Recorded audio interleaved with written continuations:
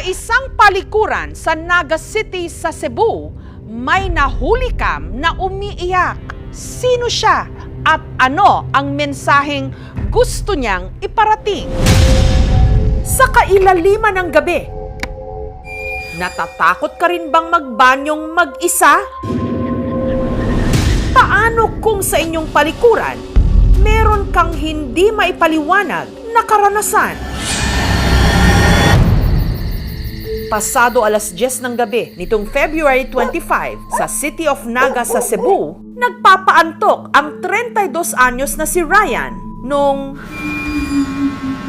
nakakulob ako dyan sa higaan ko. May nadinig ako na boses ng babae. pakinggan ang tunog na nagpakilabot sa marami.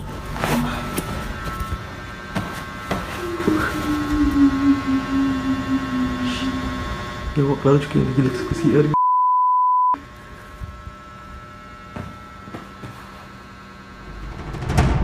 Mas lalo raw tumindig ang kanyang balahibo nung ang nakasaradong pintuan ng banyo